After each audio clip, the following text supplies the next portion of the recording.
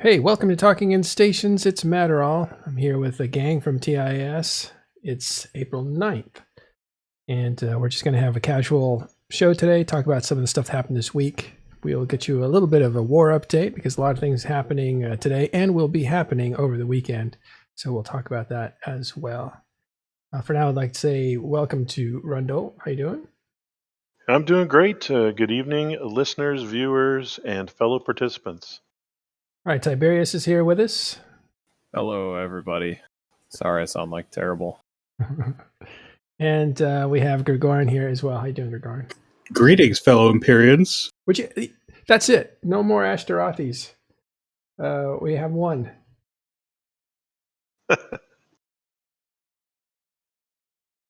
Okay, just looking at some stuff that came in just a second ago. All right, I think the first thing to do is, well, actually, Rundle, you had some things in the news roundup that you wanted to talk about, like some of the stuff going on with CCP. Yeah, there's a couple things. I don't think we covered it yesterday. Mm-hmm. If you're into skins, they have a Zakuria Shumiu skin. You have to spend some money. It's Omega and Plex when you're buying Omega and Plex. So they got that special going on to the 12th of April, so just over the weekend. So that's, you got to spend some money. Someone like Nick, who's got nothing but time and money, could probably do something like that. Then starting today as well, the Abyssal Proving Grounds 3 versus 3 T1 Destroyer combat, that starts this weekend. Grab a couple friends, head on over, jump into the Proving Grounds, start having some fun there. And these are all up on the EVE news site. You can get the details there. Matterall's showing them on the screen there. And then there's also the Stream Dream Team 2, where streamers and devs team up in the Proving Grounds. This is a little more of a free-for-all. If you wanted to shoot a CCP dev or one of the other streamers, this is the weekend to do it. So you should be able to be able to find your appropriate dev. Like if you don't like Fozzie Sov, then hey, he's going to be out there. Go just curb stomp him, right? Sutonia Nice. CCP Swift is making his debut as CCP Swift. He'll be partnered up with Rain, and on the website it shows who's all partnering, right? So look at that. Yeah, there's the list there. Okay, so I've heard those are fun. Those can be a lot of fun. It's kind of an open free for all. I got my money on. I don't have to go any further than Sutonia and Fozzie. Both those guys are potent players. No kidding. Yeah. I don't even know. Fozzie may have been playing while he was an FC, but he was a really good player when he was a player. Sutonia is just legendary.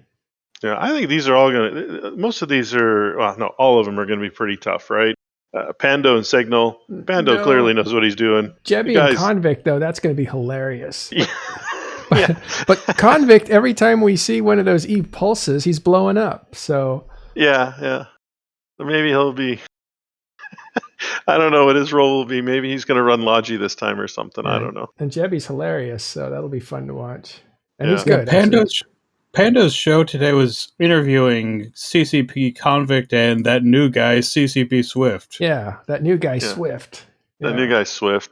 I don't know. I'm still on the fence about that guy. We'll see. Yeah. We'll see if he brings any value. He's on our CCP probationary list, and we'll give him a chance, though. I wonder how he's going to get the community to take him seriously. I don't know. I still see him by his former alias here and there in various Discords and around the internet. So I don't know. Maybe he hasn't fully transitioned yet to CCP. Swift.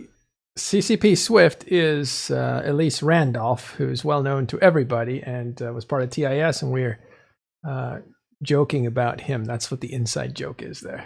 Yeah, a little bit of a excellent player. Let's just be honest. Yeah, Elise Randolph knows a lot about Eve and pretty much everything about every ship. Master tactician. Rain is not too much of a slouch either. So I think these will all be formidable, and I think they'll be fun to check out. Oh yeah, Rain and Swift. That's a fun team there. They're all good. This is Amelia Duck Space. Is that the PvPer, low sec PvPer? I think that is who that is. Yes. Yeah, it's a really good PvPer. And Aurora is really good too. I don't know. Some good matchups. That'll be fun to watch. Yeah, so if you want to go take on these people, just go over to the web there, figure out how to participate, and grab it. I think it's in Destroyer. Possible. Sorry, I just lost my own train of thought as well. I just started looking. I got 4 hours of sleep last night. I'm so sorry. Yikes. All right. Well, thanks for that bit of news there. You're welcome. Okay, let's go over to player news and check in on the map and see what's going on. We'll investigate the map in general. First, we have to do the war report because some stuff is happening in Delve and in other places, but let's go there now. Gergorian, what is going on in Delve Aquarius area today? Well, today a Keepstar died in one of the 2 constellations known as Fake Aquarius. Okay, so that's we'll go there now. We call those constellations Fake Aquarius because while they're in Aquarius and you take regional gates into Delve to get into Delve from there, you have to pass through Delve to get to any other part of Aquarius from there. By regular gates. Right. Yeah. And so when you're talking about this, we've shown this before, but we'll do it again. Here's Aquarius and Delve's relationship. And you have Aquarius over here, quite separate from Delve. But then you have this arm that comes through here. And that arm is all Aquarius, technically. But it sits right on top and even intersects Delve, which makes it fake Aquarius. More like real Delve, fake Aquarius. So what system was it in? YQX.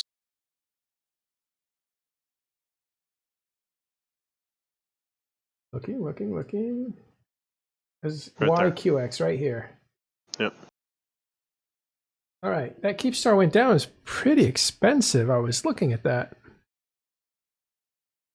263 billion, and compared to a couple other Keepstars that fell recently, they were in the 245 range. That's awfully expensive too. But at 265 or 263, that Keepstar falls in the top 10 of all Keepstars that have ever been destroyed. Yep, and I think there was a Fortizar that fell just about 20 minutes before the Keepstar fell as well. So 2 quick kills. The Fortizar was about 22 billion, and then 263 billion on that Keepstar. Nice. Okay. Also, I think that's, let me check some information here. There was more this weekend, right? I think at least 3 more. I think it was 4 total this weekend. And that's 1 down, 3 to go. So Let's have a look at this here map that PAPI uses, I think. Wow, let's compare this to... I think there's some Satias going down. Let me have a look here. I have some information.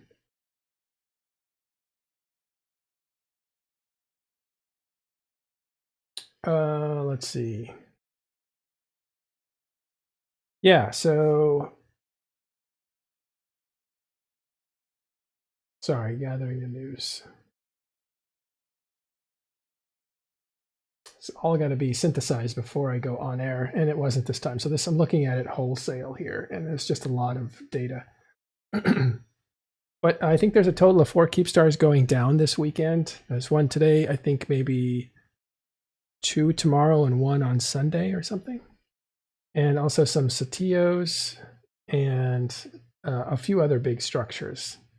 Tartar, I call them Tartaras, but Tataras are going down as well. So they only look at the big stuff that's falling. There's thousands of little, thousands is figurative. There's many Astra houses and Anthenors and those kinds of things. But yeah, the 2 tomorrow are going to be in UEXO and BX Tech VEX. Yeah. There's some stuff in Hull right now in PS9, which is up here. It's actually former Karma Fleet headquarters right here. Sorry, that's the wrong one. PS9 is here. So it's not former headquarters. But in this place, you can see there's still some things left here. If it's crossed out, it's actually been cleaned out, which means there's nothing left as far as big structures. There might be smaller structrs there. But here, the 1K is Keepstar, and the 1S is the Satio, and the 1T is the Totara, the mining platform, and then the FF is faction Fortizar. So that's what these codes mean here. And you can see in PS9, there's actually a Totara and a Satio that are going down over the weekend. Both those have T2 rigs. So expect those price tags to be pretty high, as the rig can cost sometimes as much as the structure, or about 60 to 80% the price of a structure. And those structures are very expensive, so we'll see what that comes to. Here's an example. T2 rigs for structures are often very expensive. Well, as you can see here, the T2 rigs come to 31 billion. The structure itself is that 5 billion? Mm-hmm. Oh, it's awfully cheap. Where's the core on this? There's no core. No core on This must be an older one. But just to give you an example, those rigs are actually super expensive. Many times the amount of the structure. I didn't know there was that much. I knew it was a lot. All right, let's go back to that map. So if we look around through Delve, there is Constellation is finished. That's what the big X is for. Constellation finished. So that's at least 3 or 4 where there all the big stuff has basically been cleaned out. 5, 6. Oh, there's a couple here. They're really like burning through the stuff now. The pace and the cadence of the destruction in Delve has actually been increasing. We thought there might be some slowage where people try to pace themselves or relax, or maybe people actually get tired and stop showing up to fleets, because these are structure bashes, largely uncontested, and those tend to be less fun than anything exciting where you're actually shooting other people and other ships. So but our predictions of them slowing down, PAPI slowing down and getting tired, or PAPI slowing down to pace themselves, not true. They seem to be speeding up, and the amount of wreckage that's going on is unbelievable. I heard that the other day when they attacked 8, I can't see what's under here. Let me look on the map, because it's right here in Delve. Yeah, 8RQ. For some reason, I can never say 8RQ. 8RQ was the home, or the industrial base for TNT. And when that was destroyed, pretty much we did live coverage of the Keepstar going down in that system, but apparently that was about, with all the other structures involved, in a very short time, about 500 billion ISK in damage to that whole area, because it was a really well-built industrial park, basically. So think about that. 500 billion in one system is a huge, huge loss. That said, we're talking about the Imperium, and that may not be a lot of money to them. It just depends on how much their mystery money black box is, how full it is. But we do know that TNT, that's Tactical Narcotics Team, got good use of that system for a long time. Okay, going back to that sheet one more time, because this is going to be compared to, let's go back and compare that to what we had before. I just want to look at progress. Here's the previous sheet. And let me just blow that up a little. And we can go back and forth on these two.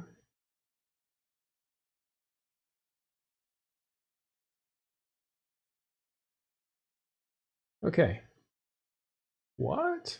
They're different sizes, so I can't get them to be the same size. That sucks.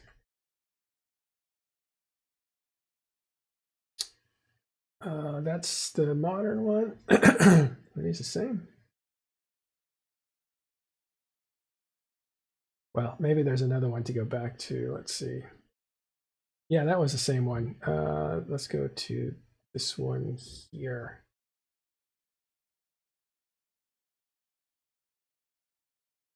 Okay. Close that one out. That's closer.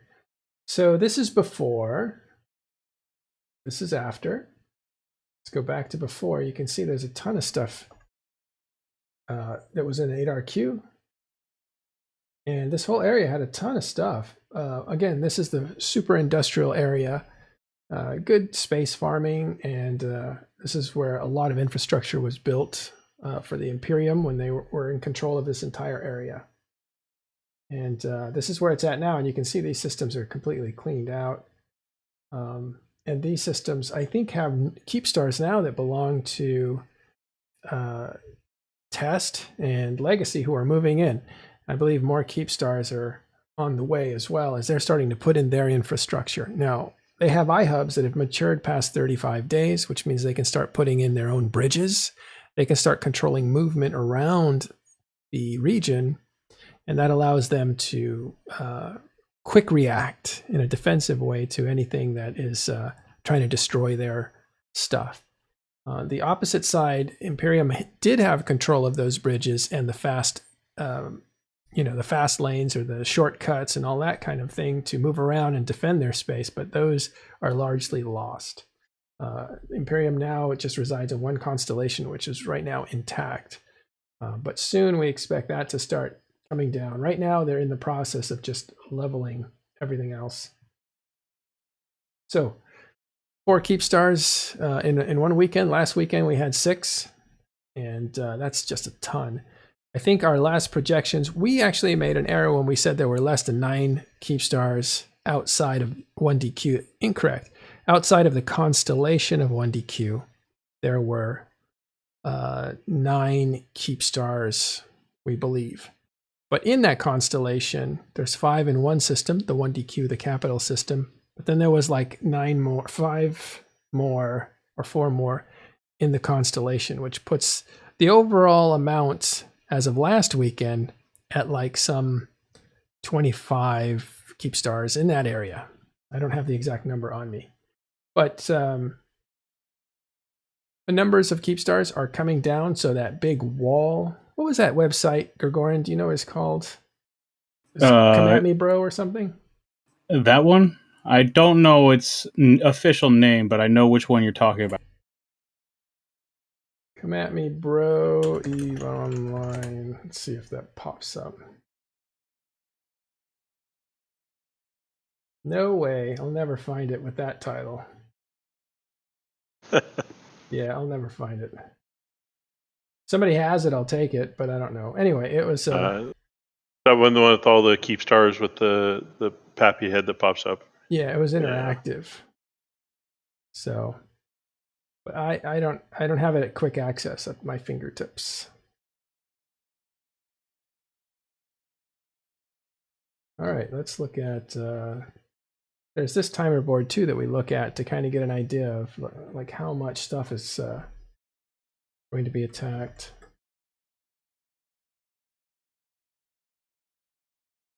By the way, have they taken out any Keepstars in the catch yet? I've lost track. I don't think any Keepstars have gone down. There was a faction Fortizar that went down today. There have been a couple of other faction Fortizars this week. Yeah, didn't something get scooped? I think a Keepstar got removed from the east. It might have been Omist, I think, or something. There's a Keepstar was removed. Right, that wasn't on my radar. Yeah, something got scooped. I think it was a Keepstar. Hello. Looking for questions now or comments from staff. Sorry, yeah, you're talking in catch, right? Because there was a faction Fortizar lost by Brave in catch. Yeah, that was lost. I think I remember that one, but I think a Keepstar was picked up or saved or moved. I'm going to have to find out. So don't quote me on that. I'll find out. Ah, the road so far. Burgerman, thank you. Here it is. Let's put that up there.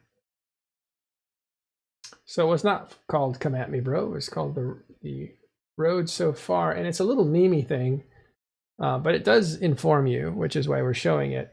And these are the actual Keepstars that Imperium possessed.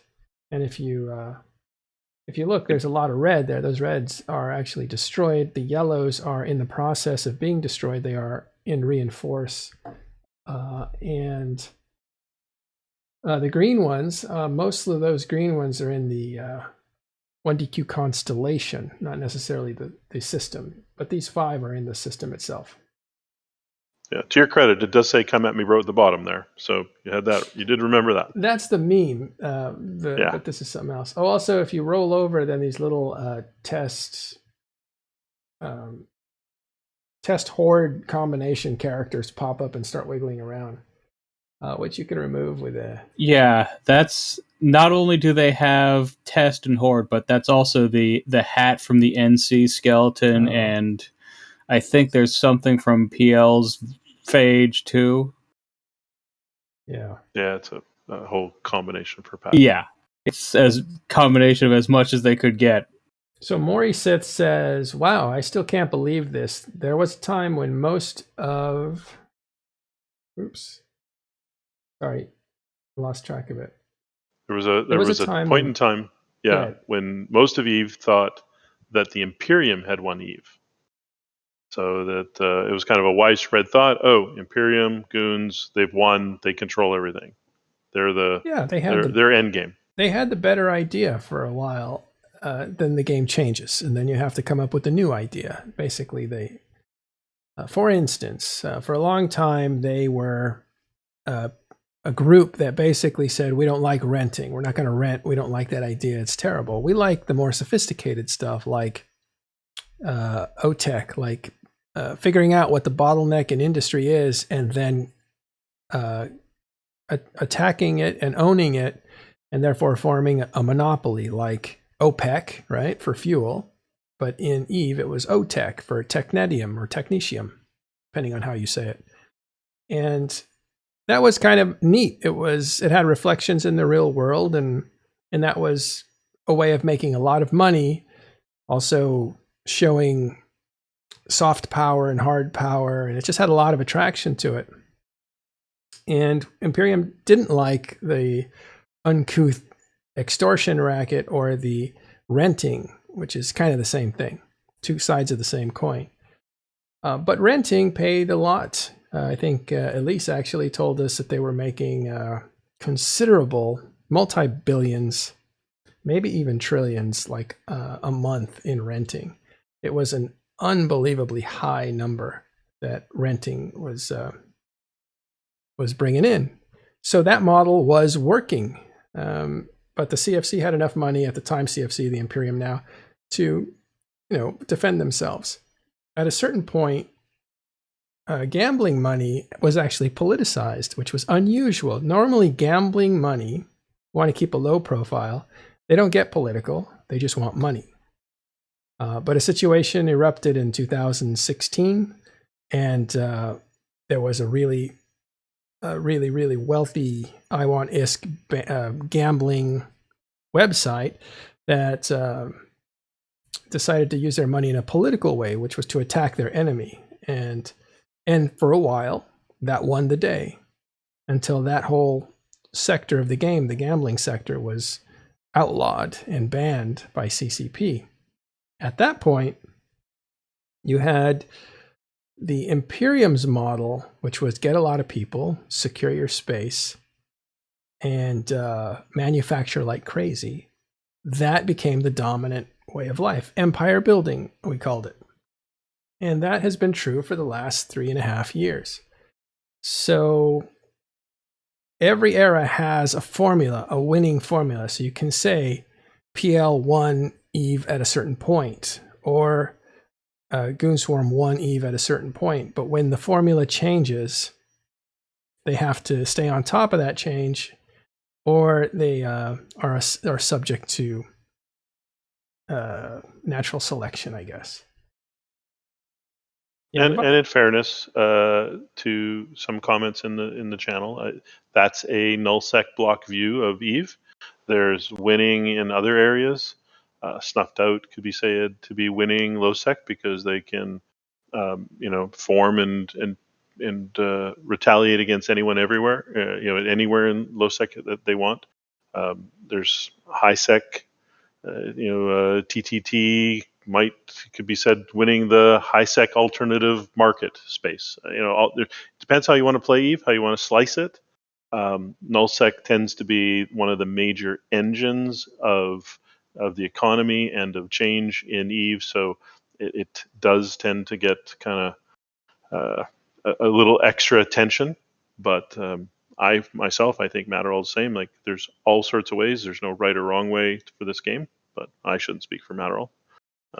But no, when people say, "Oh, they've won Eve," that is clearly like in a certain circle winning. But the winning formula becomes the most dominant, creates the most dominant alliance.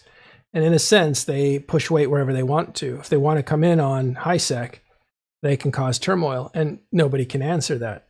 Just queue up Bernjita or Galenti Ice Interdiction. If they want to come in and take over the offshoring inside of Forge, where they get tax money because everybody buys stuff through their cheaper structure, in comes a dominant group like Legacy and Horde, where Horde actually had that for a long time, and then Legacy challenged them for it, and then they made a deal to share the profits. So in some ways, they do carry the rest of the game with it as far as dominance, because there's nothing they can't dominate if they want to. There's just lots of different ecosystems. So you can win in one way, but we're talking about dominant theory crafting of gameplay. So at one point, Pandemic Legion was dominating this game because they were so efficient at traveling that they could move their capital fleet across the entire map in like 30 minutes or less, maybe even less than that. There was no jump fatigue. And they amassed such a web of sinos and efficiency at moving themselves that they could quick deploy anywhere. And so with tie-dye mixed into that, they could really spoil any fight any way they wanted to.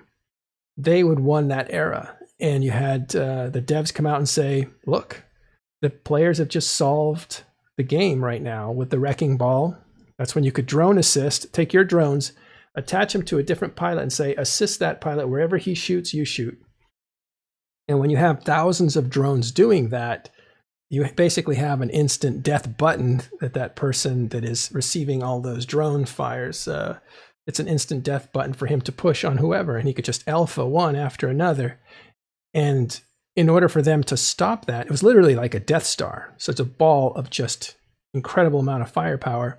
But the only way to stop that was to destroy the ball, except the ball was made out of capital ships, which are incredibly hard, and they were self-repairing. They were spider tanked, which means they were like a web, all healing each other. So you were healing one person, two people were healing you, and together, and giving you a capacitor, and together that was indestructible. So you have an indestructible fleet that has a Death Star death ray, basically. And so that was a solve, and CCP had to look at that and say, no more drone assist, past 5 drones or something like that. And they had, I think it's 50. 50 drones, yeah. They nerfed that out, and they had to basically start nerfing that gameplay because it was solved. They actually came out and say the players have solved fast travel, so we have to put in jump fatigue. Yeah. So yeah, I remember those fleets. Those were, it's funny. I had a carrier stuck off in Stain from my AAA days, and I rescued it. I don't know, about a year ago, maybe 9 months ago, and it was still fit for spider tank. It was. I looked at it and I was like, oh yeah, I remember that. The reps on the highs and the capacitors and lots of capacitors in your low slots, mid slots for cap generation, shields, and yeah, even sentry drones, even though it wasn't even fighters. just sentry drones. Just pop them and assist, and yeah. That was also during the days of combat refitting, wasn't it? Yes. Yeah. So you could refit on the fly depending upon if you're getting primaried or anything else of the sort, depending upon what you're doing. Yeah, I remember one time when I was roaming with some corp mates a while ago. I think it was over a year now, and we were in Amawake, so one of us who was an old PL guy years earlier just pulled a Pantheon carrier out of the NPC station there. Yeah. That was interesting. It did not hold up well in the current way that carriers are used, but it was interesting to see something that old to show up. All right. Kind of got stuck on that screen. I forgot that it was up, but there it was. Okay, so let's just finish up this section by saying a lot more destruction this weekend. The cadence of destruction has gone up. Delve is in the throes of collapse, but 1DQ remains. It's very powerful with thousands of players in there, literally, with an incredible arsenal at their disposal. We're looking at a showdown in a few months, but probably less than 2 months, maybe about a month from now. We can't put a timetable on it because the pace totally depends on fleet commanders and their cadence and that sort of thing. Yeah. So it looks like the last Keepstar outside of 1DQ outside of the constellation will be destroyed probably around 2 weeks from now, and then we'll have to see how long the fight over the constellation lasts.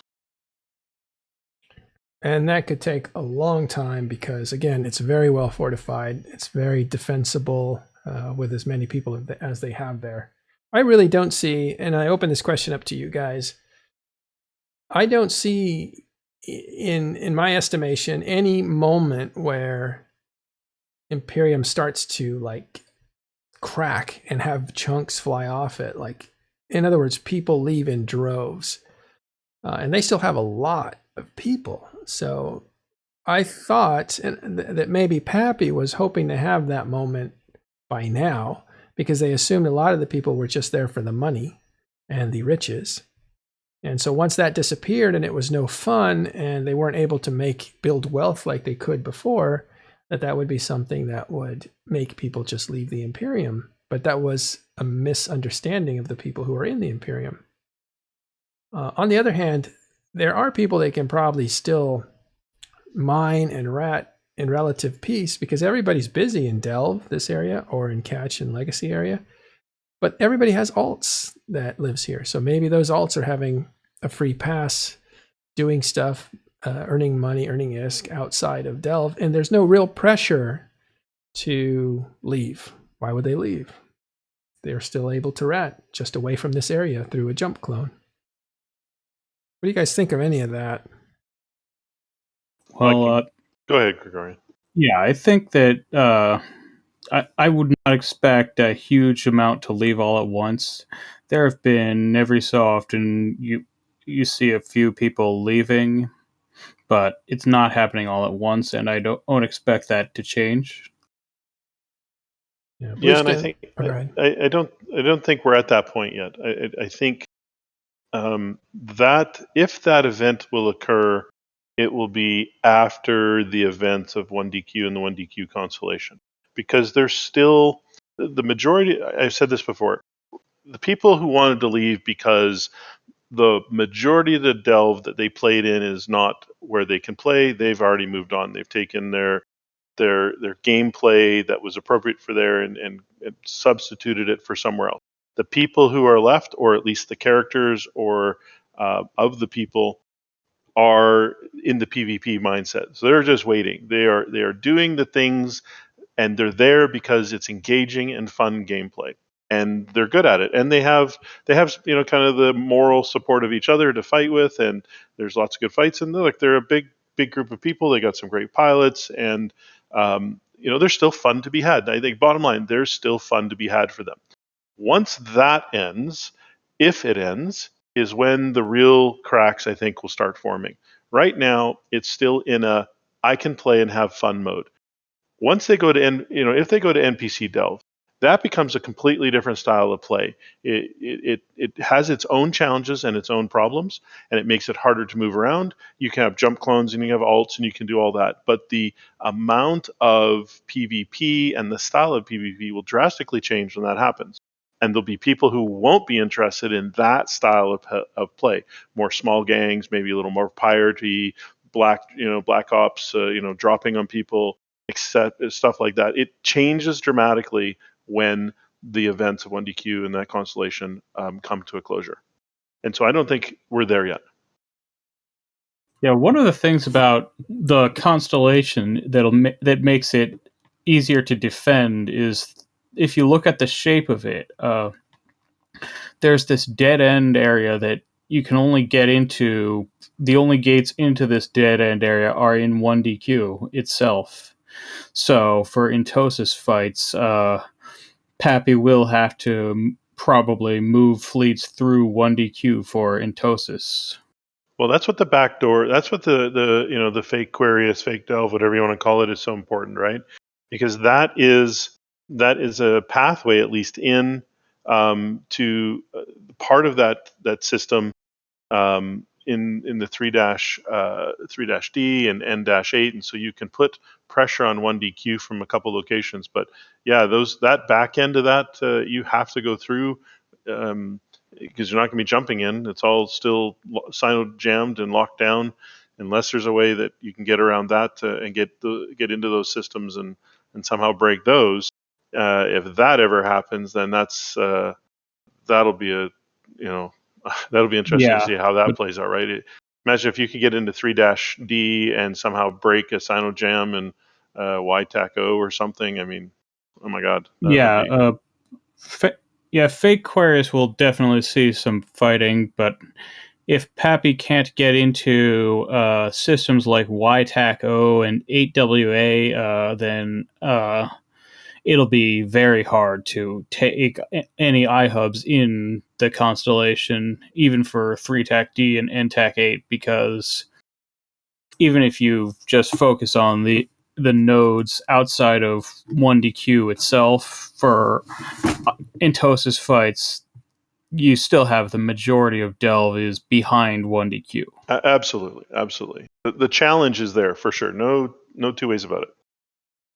Okay, just a quick comment, then we'll move on to a question that was asked, and we'll get to that question in just a second. But there was a nice comment here I thought was interesting, and it's mostly the logic of the guy one.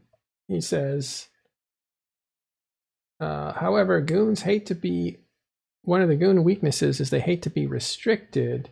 They don't like being restricted. I thought that was interesting. He goes on to say, keep them in there as long as possible and restrict as long as possible. And he said the mistake would be to try to run them out and try to evict them. And I have heard that thinking that they're still strong, the morale's still high, if for some reason they are overrun because technically the game works against them for whatever reason, like M2 worked against PAPI, or if there is a considerable retreat and their morale is still high, I think their options are probably better than if they are isolated over a long period of time. But then again, remember, with jump clones, you're not really stuck in 1DQ. Your stuff's stuck there, but you can still go and play a whole different game, and you can still have fun even with the same people. So yeah, I think sounds like the strategy. I mean, total tinfoil hat here, but if you could replicate the structures of T5Z in NTAC-8, right? That means you've probably taken 3-TAC-D, and now you have NTAC-8YET, just like T5Z, and you have an antiplex between the two. And you got Keepstars, and you got equal numbers of people on either side. what the hell do you do if you're in 1DQ? Because either gate out is right into the same, pile of people on either side. And they can easily move back and forth through an Antiplex, for example, bypassing 1DQ. When I look at a map like that, I see that sort of, holy crap, if that happens, that's a cage. You would literally have locked them in that cage. Yeah, I don't know the Antiplex route right now because I'm not currently in game, and they changed it a lot to get to. Basically, they change it whenever they need a shorter route to the next Keepstar that's going down. Right. But in the past, the Antiplex route has gone to systems in Fake Aquarius. It's gone a number of places. Yeah. I think today, I think right now it's pointing somewhere that supported the events for today. And Yeah, they'll move for I the remember events for tomorrow, etc. Right? it was QY1 of the furthest out system in Fake Aquarius from 1DQ for a while, longer than any other system. I don't know where it goes now, though. So here's a couple questions. One is, Ron's out there. Hey, Ron, how's it going? If you want to jump in, feel free. We'd like to debrief you on the stuff that you've been showing today. Showed a Keepstar kill today. 3 different Titan groups. I was watching that. And it's always good to see you, Ron. Love your music. But let's go ahead and answer this question. Will PAPI break up after the war? This is one of 2 questions we'll explore in the next few minutes. And I want to see if you guys have like a hot take on when PAPI will disband, or if they'll disband, or what the post-war looks like if there's a post-war outlook. And again, Imperium can still win this, so it's not concluded yet. Well, yeah, go ahead. I don't expect PAPI to stay together longer than is necessary to defeat the Imperium. I mean, well, obviously, my guess is that once PanFam leadership has decided that we've won, we're gonna. I'm in PanFam, and I'm expecting that once our leadership has decided that we've won, like, I personally do expect to eventually win. I don't know how long it'll take, but eventually, we will have some move ops home, and then not shoot at Legacy for long enough to get everyone's stuff where it needs to be, and then even if we don't go straight to war with Legacy, we will not be not shooting each other. We might not focus on war with each other, but I expect isn't that less friendly. Yeah. Isn't that a Serenity situation, they call it, where basically there's one group that dominates the whole server? Yeah, I do not expect that to happen. What's the difference if everybody gangs up on Imperium? Well, PanFam traditionally doesn't like peace, if you get what I'm saying, and doesn't really make permanent diplomatic agreements outside the coalition. So, yeah, I think war typically. I think jumping in, Gergorian, sorry, is war tends to, in EVE right now, tends to be focused around SOV and owning space. I think there's a big difference between war and combat and hostilities, right? Those sorts of things. And I think that's where Gergorian is going, right? Is, PanFam probably won't go and try and encroach on each other's space. We'll live kind of close by each other and go and have fights and try to disrupt and do different things and have combat and hostilities. But I don't see any, any encroachment on space. There's been too much work, at least not for a year or two, because there's been a lot of work on all sides, and there's going to have to be some, rebuilding, right? Even in human history, right? Even after the Great Wars, there's a little bit of recovery time needed, right? There needs to be some rebuilding of some sort. And I think everyone recognizes that. Plus, there's always the specter, again, removal of the Imperium is, we can't take their accounts away from them. We can't make them not log in. So there's always that vigilance that's required if you listen to and think what PAPI leadership are saying is the way that they want to go long term, right? And so, are you blue to each other anymore? A lot of the blue on PAPI side is temporary as it is anyways. So, but what's the definition of temporary? Temporary until the objectives are met, and then we go back to aggression, but not necessarily war. All right. What do you think of win conditions? We've gone through this, and we do this periodically because everything refocuses every few weeks and stuff. But there's been a lot of talk about there are no win conditions from PAPI's side. They will stop fighting when they say they're ready to stop fighting. So they have not put any lines in the sands, let's say, to say when we cross that line, we win. And they do that strategically because they don't want to be held to any standard on what the win is. So the win is when they say it is. Yeah, Interesting. the minimum thing that was declared was in Galvin's town hall in October. He mentioned that it would be no less than removing the GOTG faction Fortizars from 1DQ. Oh, interesting. And then why would it be that? Do you know? Because those represent something very that was very significant to PanFam, that Sword Dragons guys made us deal with the Imperium that they would not be attacked if they gave up their faction Fortizars, and then the Imperium's offensive went straight against Horde instead. Well, you got it. It's the if you've ever heard of the deal, it was the Imperium was marching on the north and having success, and it looked bad for the north because the game servers were really freaky at the time and just not allowing big fights to happen. And so when the two groups would collide, the servers would just go nuts and disconnect constantly. And so everybody was just wrestling with disconnects, and it just wasn't fun. But it was clear that the tie was going to go to the Imperium as they were moving up, even though they lost one major fight that was a Guinness Book fight at the time. It was like a record fight until recently. M2 beat it. But they lost the objective in that one, but it was clear that the writing was on the wall. If without server stability, there was no win for the northern groups, which at that point were NCPL and Guardians of the Galaxies, or the Dead Coalition, as they were called. They called themselves that. And so the overrun started to happen over time.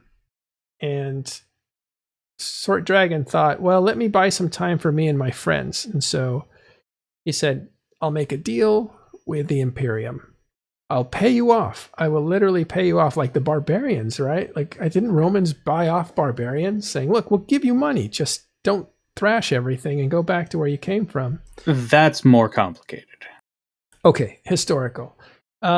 So Sword Dragon gave them 40 faction Fortizars, and Imperium was like, okay, you have a ceasefire for a certain amount of time, and your friends too.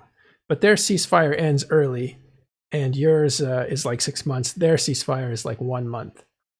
And Sword Dragon thought, like, this was a good deal. I stopped their momentum. They were going to overrun us, and I bought time for all of us, not just myself. But that angered the North, especially Horde. Thought that was a terrible, humiliating decision.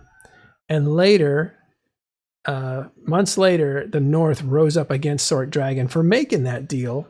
At first, NC Dot was like, we're not involved. You guys fight it out. Horde and Guardian, Dead Coalition. But then after a while, NC jumped in, and I don't know if they picked a side for a while, but eventually they ended up being a part of it. Fraternity actually joined Horde, and that was the first time PandaFam came together. So they had what was it called that before? It was PandaFam before. No, it was PanFam before. Pandemic Legion Family, which is Pandemic Legion, Horde, NC Dot. That's the PanFam. Uncle NC Dot and Baby Horde and Pandemic Legion. And then when Fraternity joined, their image is a panda, so it became PandaFam. That's how they got their name. And they marched. Once PandaFam joined, it was over for the Australian time zone, Chinese time zone dead coalition, because now you had Fraternity able to destroy them in their own time zone. And there's just no winning after that. So that whole thing collapsed, and Sword Dragon left the game for a while. Yeah, that was right as I was starting out in Horde. I'd been around for most of the previous year, but Horde, that was right as I was new to Horde, was when was the end of that war, when a couple weeks after I joined Horde was when Fraternity joined. The term PandaFam had been around for a while. But that's when it really took hold. There was actually a political and diplomatic struggle behind the scenes at this time. Who was going to capture this exciting new Chinese coalition, the Winter Coalition? Who would they ally with? Would they fight Russians because that was the best content in their time zone? Would there be a Chinese-Russian war deep into the Australian time zone where nobody else was participating? And it was a lot of excitement for this new arrival of a lot of Chinese players. And Sword Dragon himself was trying very hard to court those people because he knew that if he didn't capture them, to deprive them of going to other places like helping out Imperium or helping out NC Dot or PL, that it would spell the end of his power base. And his power base was Australian time zone because that's when he played. And there was a courting going on between like NCPL, or they were courting Fraternity, being friendly with them, talking with them. So was Sword Dragon. And there was a lot of like ambiguity. Where was Fraternity after they finished their war with Legacy going to end up? Which side were they going to be on? And I think there was a big courtship going on at that point. A lot of signals were being sent, structures being put down in places and with eyebrows raised, like, what's that mean? What's the meaning of that? And eventually it worked out that Fraternity would join with Horde and the rest of PL and NC Dot, and that was the doom of Sword. So his fear came true. Yeah, the big turning point was when both PanFam and Winter Coalition lost wars that resulted in them consolidating together in the drone regions. Like the PanFam got driven out of Tribute and those places, while Winter Coalition got driven out of further south regions like Deterid into the drone regions. And that was when they really came together as, despite still technically being separate coalitions, very closely allied. Right. So what happened with that deal was it created a lot of anger and animosity, enough to actually get Sword attacked for that sort of a thing. And no pun intended. Those Fortizars were all put up as trophies in 1DQ. So all those Fortizars encircle the Keepstars. And it's like, skulls on pikes around the gates of the Empire. There were trophies put up. And so I think Horde has a special place for those trophies. They destroyed the guy that gave them up as a sign of disgrace. And they still see those trophies as a disgrace, and they're going to destroy them. And that's probably what the inside story is on Gobbins saying, we're going to do 1DQ for sure. We're going to take those faction Fortizars down. And then who knows what? Does PAPI continue after that? We don't know. Yeah, it is worth. Yeah, when we talked about the growing Chinese community, it is worth pointing out that while most of the growth in Fraternity's player base did come from the migrations from the Serenity server. Fraternity did not itself originate in Serenity, and I don't think Noros has ever played on Serenity, if I recall correctly. No, he hasn't. Okay, so that's why 1DQ is important, and that's what we were talking about. Is 1DQ enough to satisfy them? And you will hear over and over again, there are no win conditions on the PAPI side. As far as the Imperium side, are there win conditions there?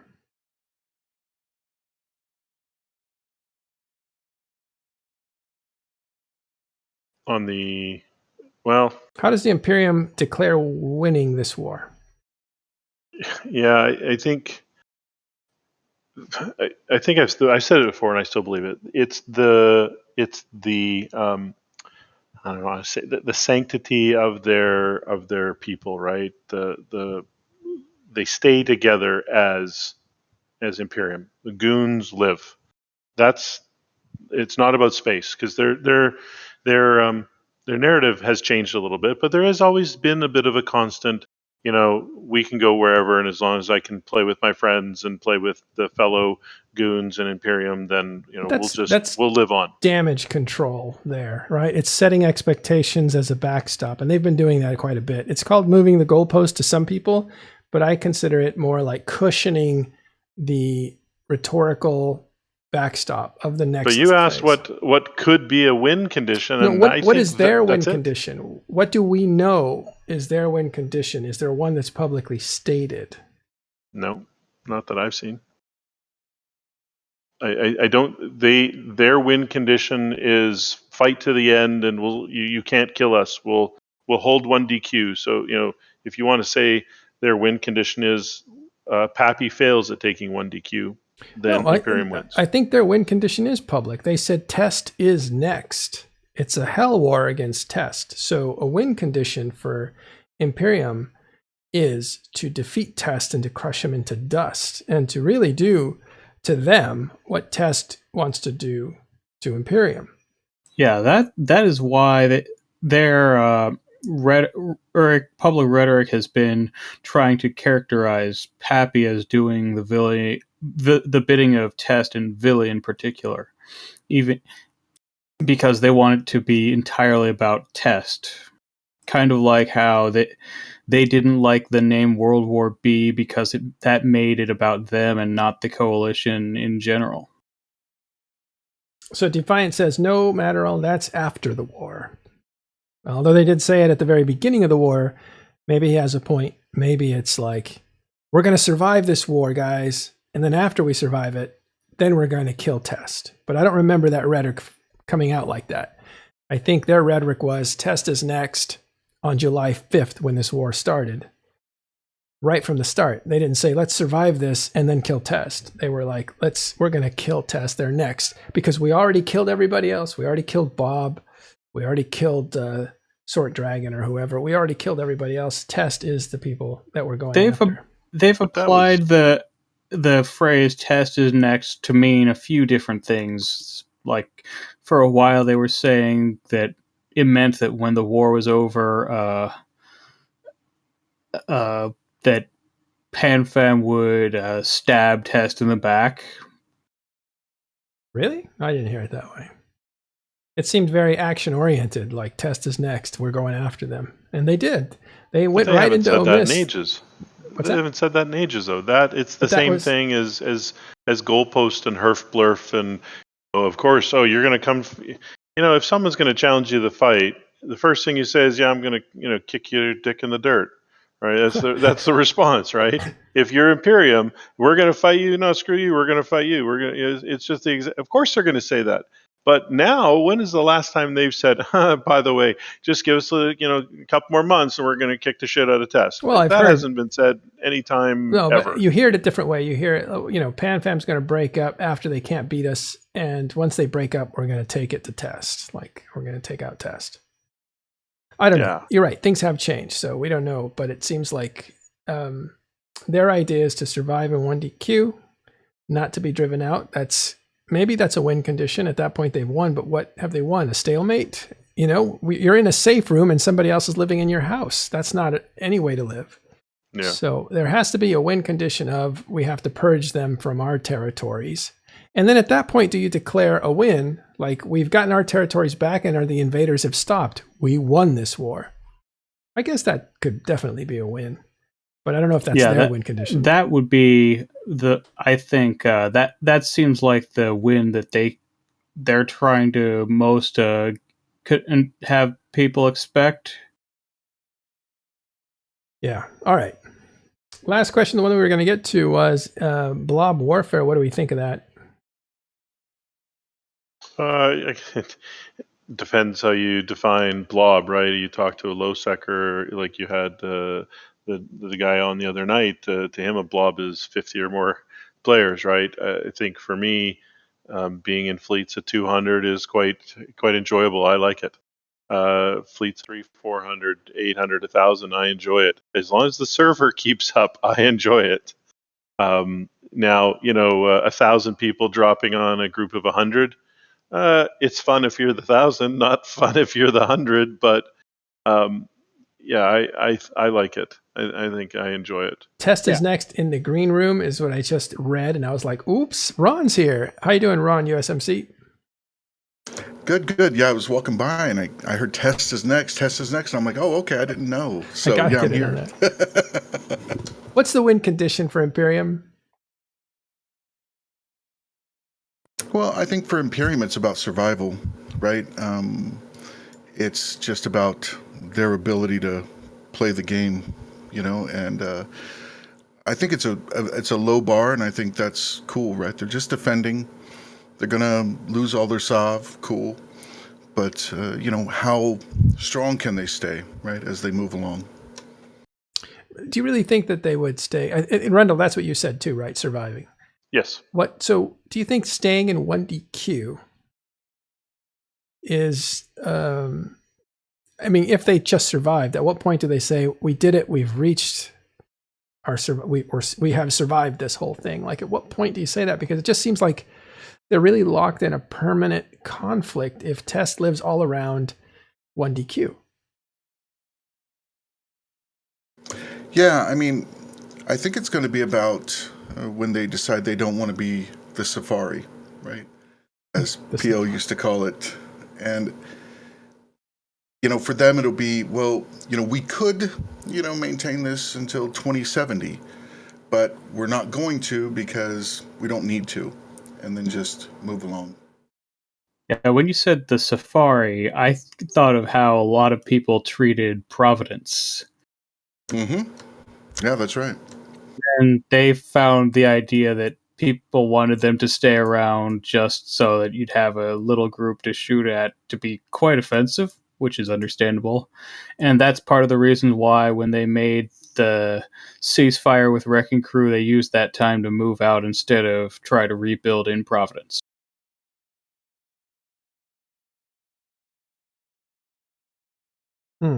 Well, Ron, what's your assessment of everything so far? You're watching it every day. How have you seen it progress? How's this war changed over time? I think it has gone from a normal war into something that is highly unpredictable, right? Because we've never seen a war this long. We've never seen a war this big. Everything is, kind of new ground, which is great for us, talking about it and all of that and all of the interesting situations. And I think unwinding it, will probably, be a year afterwards of all of, the sort of moves and counter moves and things that we didn't know about. But, I see the M2 Part 2, as the sort of the smack in the face, kind of knocked us down. And then, a couple of weeks and we start to ramp back up. And now we're going at a fever pitch. Yeah, it seems like it's really sped up. What kind of resistance are you facing? So, for the Keepstars, not much. For the upcoming Keepstars, iHub last night, they made a play on an iHub. So, we formed for that. Initiative over in Catch, they're hitting Keepstars and we're defending those. It's a lot of sort of future, jammers being hit and iHubs and that sort of thing. But other than that, not much around the Keepstars themselves. Yeah. Okay, well, our last question, Ron, maybe you can help us out with this one, is somebody asked this earlier, and what do we think of, what is it, N+1 blobbing? Yeah, I mean, the way the mechanics are in the game, that's just sort of the game, right? And I think, in the beginning, like when I was talking to Grath Telkin about this, in the beginning, when you just look at the numbers, if all the sides stay the same, sort of, around the numbers, that, Imperium would lose, right? Just, it's an N+1 game, and they might be able to pull off some plays here and there, but in the end, 40 people can't defend against 100 people. So, I think, for them, it's about maintaining morale and, keeping their people wanting to log in and having some fun. But no one can take away the fact that they fought as hard as you could, right? Like, I mean, they've fought, really well throughout the whole war. So NC and you PL, just can't take that away from them. Yeah, NC and PL, in contrast, didn't fight. They fought once, and they basically had a Keepstar attack behind them, and they're like, we're not getting trapped here. So they backed out, totally left the area, and it was unceremoniously just abandoned and destroyed. In fact, 3 out of the top 10 most expensive Keepstars were actually in tribute in that area of Vale. So it was a big loss. And they didn't really put up a fight. I think they were overwhelmed by too many Titans. Yeah, and remember World War B, right? That was basically kind of one big fight, and then it was over. Yeah, 2 fights and over. Then they retreated to Serenin, I think. And I mean, they I wouldn't say the Imperium has retreated this war, but they have been backstepping a lot, haven't they? It appears that way.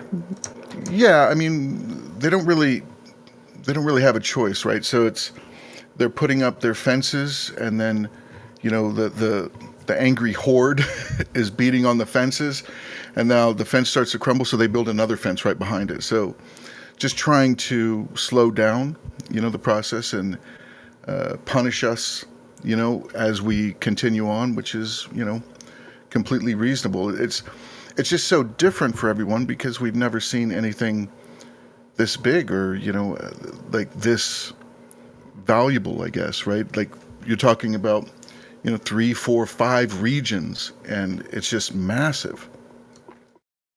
Yeah, isn't it crazy how we're like how much damage has been done in this war already? I think it dwarfs other wars by far if you think of the ancient wars, by far. But it still the feels duration. like The duration is what gets me, right? The Winter War was long too. It was a year long. Yeah, but that doesn't have. That's only the second time, right? It's not like this is the norm, right? So we're on 9 months. Let me add lib then a little bit on that. The duration coupled with the volume of loss, right? In terms of structures and stuff. The Winter War, different type of fighting, different type of content. It was long, but I'm not sure it was even close to this much fighting and loss and ships and Titans and Keepstars and all that stuff, right? So 9 months. It's if you just kind of look. I think we go longer than the Winter War. I don't think we're done until August, September. I know a lot of people are like, well, 2 months. No, 2 months something might start, but it's going to take a while to do. I think this goes at least to the end of summer, if not to the end of 2021. I think it'll be a very, very long war till either side says, all right, now we're the end of the war before anyone says this is it. Yeah, I don't know if you. I think we got a couple months. That's about it. You think so? Yeah. Okay. You heard Kenneth on when he was talking to Brisk and Matani on the Meta Show the other day. He was talking about industrial things, but then they turned their attention to the war, and there you had Dunk and Kenneth on the same side of opposite of Brisk and Matani, and Kenneth basically said 6 months, a year, doesn't matter. I'll be here. I'm here to the end. And he was making that point. They're dedicated to see this through, however long it takes, even if it's another year. But Ron, you just said 2 months. Like, is that what you're expecting? I'm expecting like 2-3 months. I mean, it's still another 2 to 3 weeks ish before we start pushing on 1DQ. But how long will that last, right? I mean, could it last a month, 2 months? It gets to the point where I don't know. It's unpredictable. I don't know, but Yeah. I mean, a couple of months on one system. Like, if they keep fighting, we will keep fighting, right? So if they keep defending, we will keep hitting them, and if they stop defending, then we'll start hitting their structures, and then that'll be that. What if they were to? This would be completely unforeseen, but like, say we want terms. We want terms of a surrender for our people.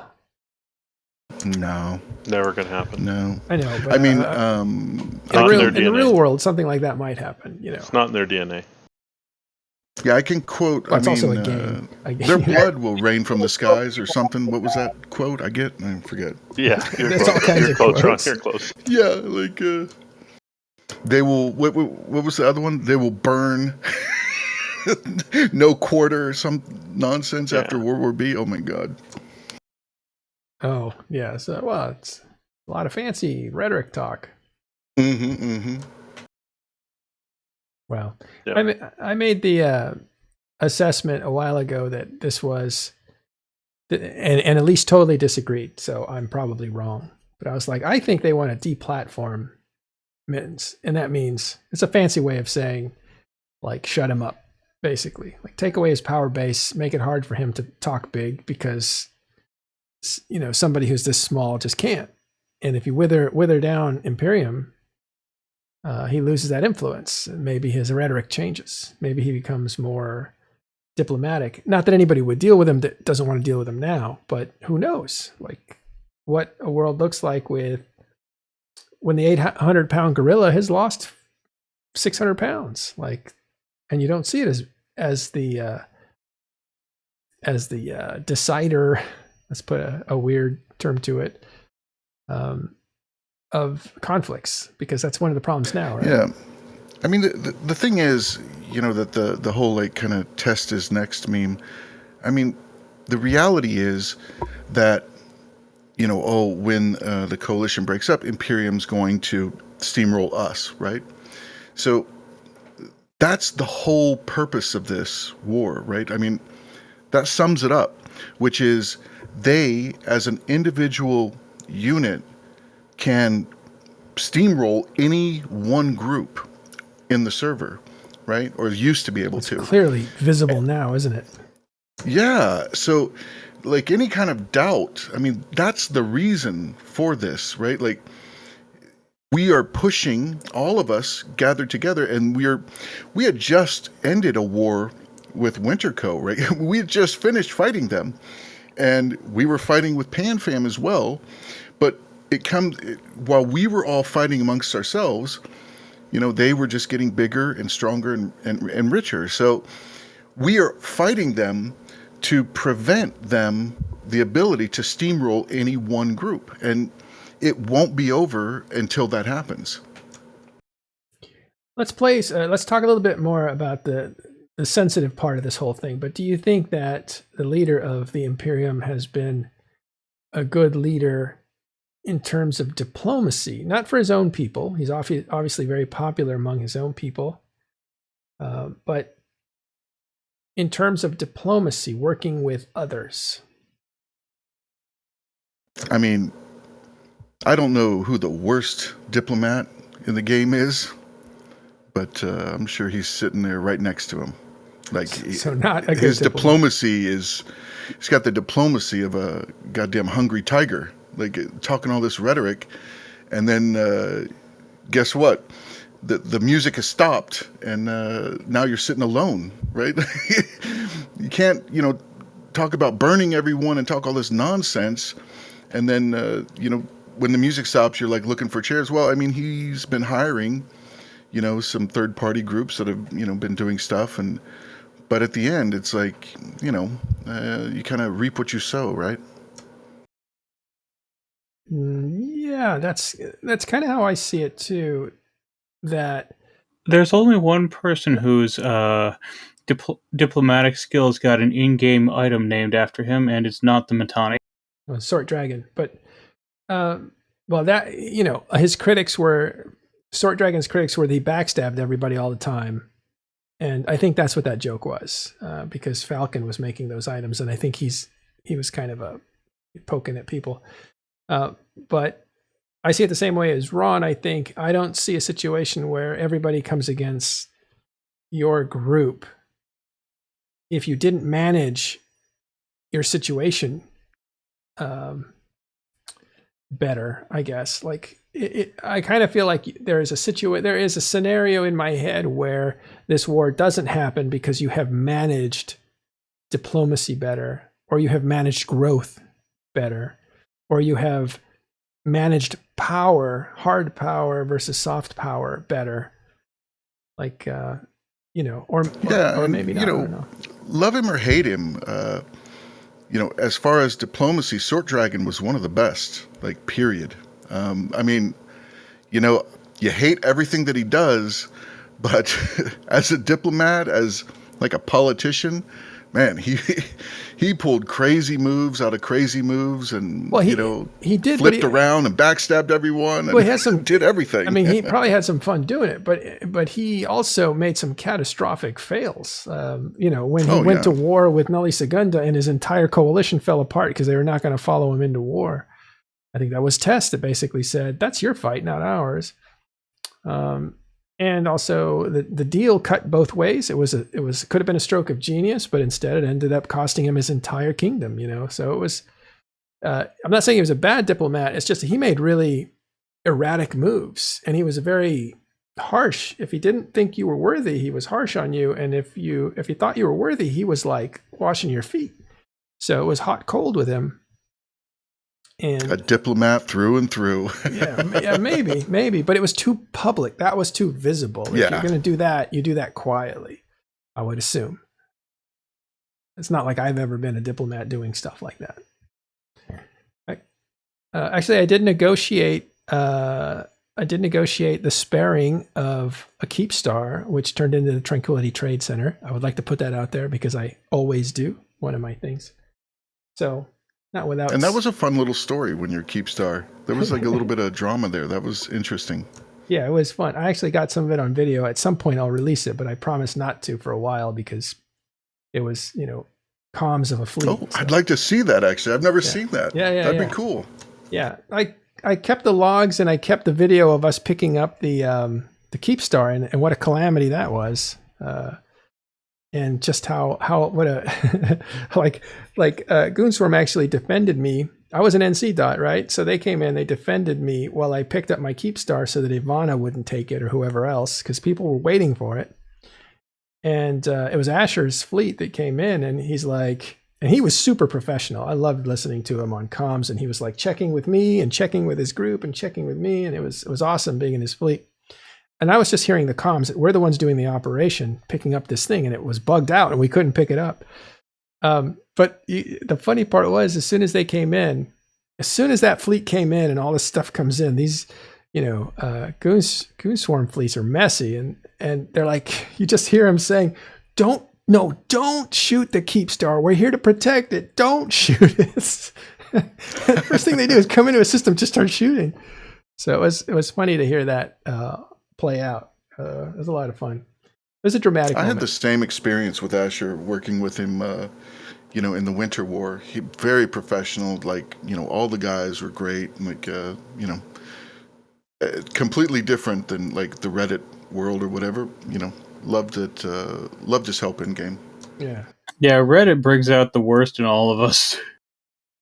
Yeah, the thing about Asher too is he's not just good for his fleet. He has had a podcast where he would talk about FC issues. I think he thought it was lacking, right? Like he wanted to talk nuts and bolts FC issues, and all the talk shows at the time were us and let's talk about this and let's talk about that, and none of that had anything to do with his world. So he wanted to do something that was FC based, and sometimes.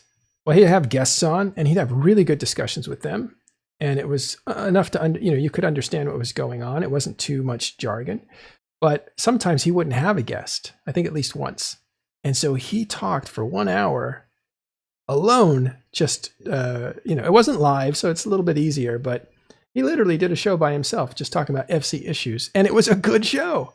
That's hard to do. All right.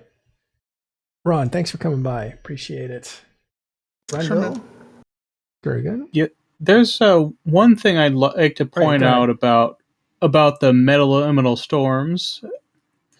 That, well, the electrical metaliminal storm has been it's been passing through Delve. So for the past week or so, it's been the second time that it's passed through an area covering T5Z and 1DQ, and it actually passed into the 1DQ constellation recently after having the two staging systems in its area for a week or so. So we might see a period of several weeks when no one will be able to cloak in either staging system, which will make it harder for the two sides to keep eyes on each other's staging Keepstars. Okay, and this just in 10 minutes ago, a new Keepstar goes up in YTAC2.